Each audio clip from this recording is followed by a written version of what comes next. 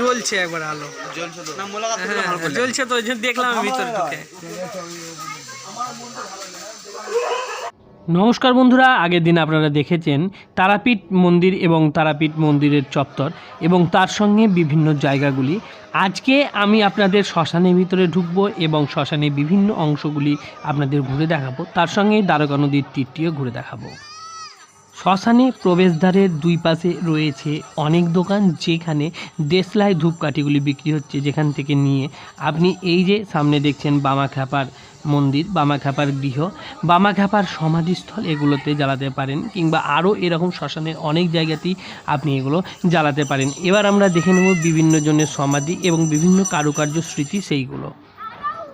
তো তার আগে চলুন একটু আমরা নিচের দিকে যাই, দেখি, এবং তারপরেই আমরা সোজা উঠব বামাখ্যাপার মন্দিরে।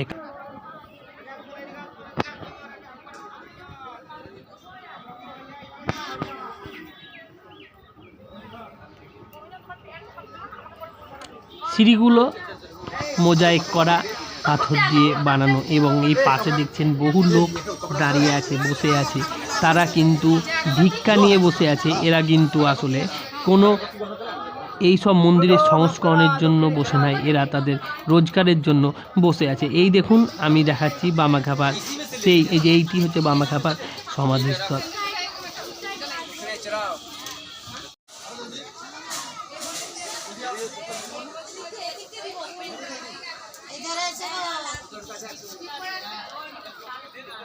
এবং পিছনে আরও বামাখ্যাপার বিভিন্ন শিষ্য, তাদের সমাধিস্থল। আমি প্রত্যেকটাতে জুম করে করে আপনাকে দেখাবো। এই দেখুন, এটি হচ্ছে শ্রী পূর্ণানন্দ স্বামীর সমাধি।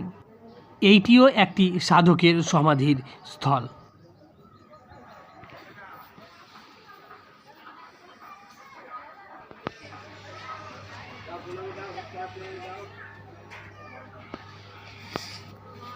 আরেকবার আপনাদেরকে বামাখ্যাপার মন্দিরটি আমি পিছন দিক থেকে ঘুরে দেখাচ্ছি। কি অপরূপ এই মন্দিরটি তৈরি করেছে, নির্মাণ কার্য কি অপরূপ, শিল্পীর হাতের কলা কি অসাধারণ, আপনি তার নিদর্শনটি নিজের চোখেই দেখে নিন।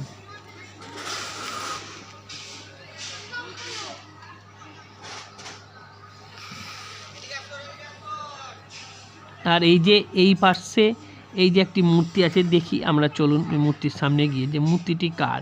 ও তো এটি হচ্ছে একটি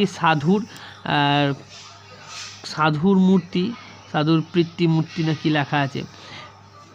আর এই দেখুন, এইখানেও একটি মন্দির তৈরি করা আছে। এরকম অসংখ্য ছোট ছোট বিভিন্ন সাধু তাদের পিতার উদ্দেশ্যে বিভিন্ন রকমের সমাধিস্থল কিন্তু তৈরি করে রেখেছে। এটাও একটা সমাধিস্থল, এটা আপনি দেখতে পারেন। তারাপদ ভট্টাচার্যের সমাধি মন্দির লেখা আছে, জন্মদিনও বলা আছে। সামনে দেখুন অনেকগুলি সমাধি কিন্তু ওখানে দেওয়া হয়েছে। আমরা প্রত্যেকটি ভিতরে ঢুকে ঢুকে পড়া সম্ভব না, কারণ আমি অনেকটা দেরি করে এসেছি। আর এই দেখুন, এখানে বামাখ্যাপার মূর্তি তৈরি করে বামাখ্যাপার ছত্র লেখা আছে। মূর্তি তৈরি করে এখানে কিন্তু বামাখ্যাপার পুজো দেওয়া হয়। চলুন ভিতরটা দেখাচ্ছি।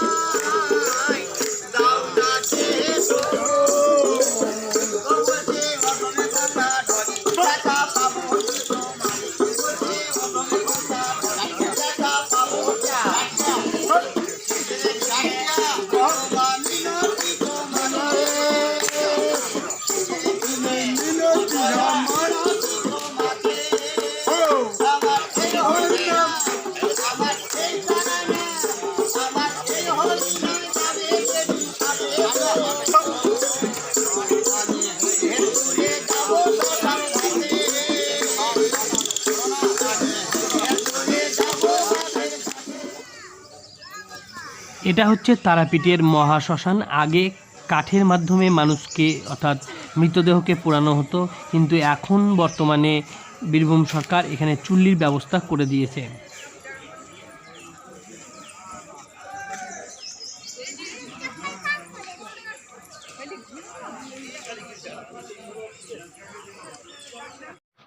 এখন আমরা দেখতে যাচ্ছি বশিষ্ঠ মুনির সেই আসন, যেখানে বসে তপস্যা করে বশিষ্ঠ মুনি মা তারার দর্শন পেয়েছিলেন।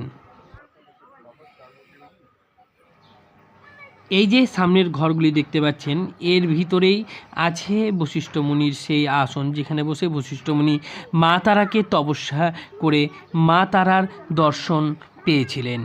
তবে শোনা যায় যে বশিষ্ঠ মুনি, অর্থাৎ কথিত আছে যে বশিষ্ঠ মুনি প্রথমে অন্য কোথাও সাধনা করতেন, কিন্তু মা তারার যে সঠিক মন্ত্র সেটা কিন্তু তিনি জপতে পারতেন না। পরে মা তারার সঠিক মন্ত্র জানার পরে তিনি এখানে এসে সাধনা করেন এবং তারপরই তিনি সিদ্ধি লাভ করেন ও মায়ের দর্শন লাভ করেন।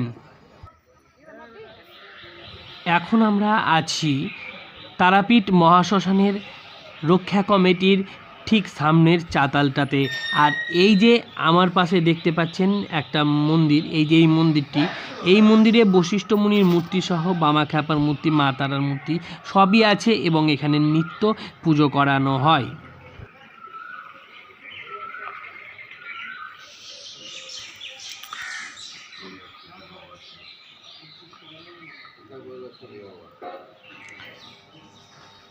এখন আমরা সামনের রাস্তা দিয়ে চলে যাব দ্বারকা নদীর সেই ঘাটে, যেখানে বামাখ্যাপার স্মৃতির উদ্দেশ্যে সেখানে বামাচরণ ঘাট তৈরি করা হয়েছে। এখন নদীটি খুবই বিপর্যস্ত অবস্থা, কারণ নদীটি অত্যন্ত নোংরা। তার আগেই আমরা দেখে নেব এখানে পাশাপাশি দুটি দোকান আছে, তো সেই দোকানে বিভিন্ন ধরনের মূর্তি রাখা আছে। তো আমার একটি ভালো লাগবে, ওই জন্য আমি মনে করছি একটি মূর্তি কিনে নেব।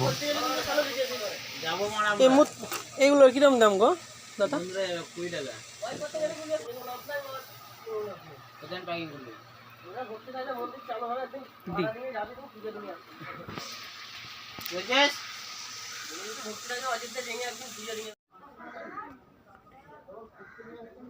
এখন আমরা আছি ঘাটের রাস্তার দিকে। আপনি তারাপীঠে ঢোকার পরেই তারাপীঠের কলোনির দুই দিকে, অর্থাৎ রাস্তার দুই দিকে দেখতে পাবেন অসংখ্য দোকান। আর এখানে সবই বেশিরভাগই মায়ের মূর্তি এবং মায়ের পুজোর সামগ্রীগুলি বিক্রি করা হয়। আর কিছু কিছু হোটেলও আছে এবং রেস্টুরেন্টও আছে। আমি আপনাদের এই যে আমার বাঁ পাশের যে হোটেলটি আছে সেটির নাম আমি দেখাচ্ছি। এটি হচ্ছে বেঙ্গল লজ। তো এটি আপনি ঠিক দ্বারকা নদীর ঘাটেই পেয়ে যাবেন। তো এই হচ্ছে সাধক বামাখ্যাপার ঘাট। আপনি এর ওপরের দিকটাতে তাকালেই দেখতে পাবেন এখানে লেখা আছে সাধক বামাখ্যাপার স্মৃতির উদ্দেশ্যে এই ঘাট তৈরি করা হয়েছে। আর এর পথে অনেক ভিখারি দিন দুঃখিনীদের শোবার জায়গা হয়ে গেছে। এই দেখুন লেখা আছে এখানে বামা নিকেতনের কি শ্রদ্ধার্ঘ। তো সাধক বামদেবের ঘাট এটা। তো এইখানেই হয়তো বামদেব স্নান করতেন, তো আমরা সঠিক বলতে পারবো না সেই ব্যাপারটা। তো লেখা যেহেতু আছে, আর চলুন একটু আমি সামনের দিকে এগিয়ে যাই আর ঘাটটার পরিস্থিতি আমি দেখাই। যেরকম বলেছিলাম যে দ্বারকা নদীটা এখন অত্যন্ত নোংরা হয়ে আছে। যাই হোক, আমি নিচের দিকে নামবো না, কারণ কীরকম পরিস্থিতি আছে আমি জানি না। আর মানুষও এখানে আসা যাওয়া করে কিনা আমার মনে হয় না মানুষ এখানে আসা যাওয়া করে। এবার আমি চলুন এবার দেখি, এবার একটু এগিয়ে আমি দ্বারকা নদীটাকে এই পাশ এবং ওই পাশ থেকে ঘুরে দেখাবো।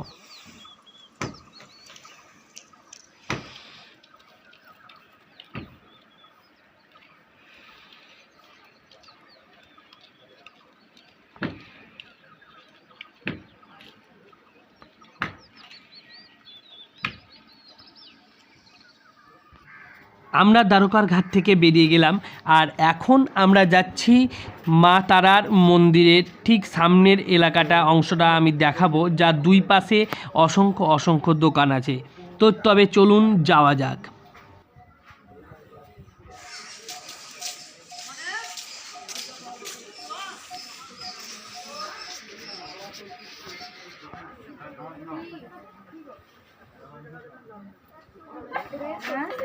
এই মূর্তিগুলো কিরম দাম ভাই?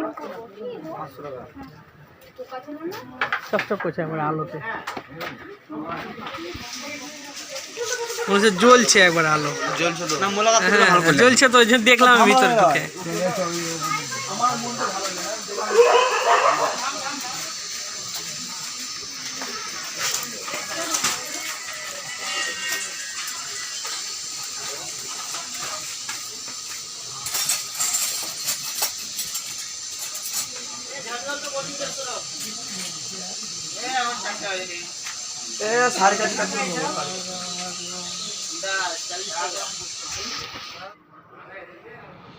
তো আমরা চলে এসেছি তারাপীঠ মন্দিরে ওঠার সেই সিঁড়ির জায়গাটাতে, সিঁড়ির মুখটাতে। এবার আমি আপনাদের দুই পাশটি ভিডিও ক্যামেরাতে ক্যামেরা করে দেখাবো যে কীরকম জনবহুল এলাকা আর কতটা সুন্দরভাবে সমস্ত দোকানপাটগুলো বসে আছে। এই দেখুন মা তারার মন্দিরে ওঠার সিঁড়ির গেট।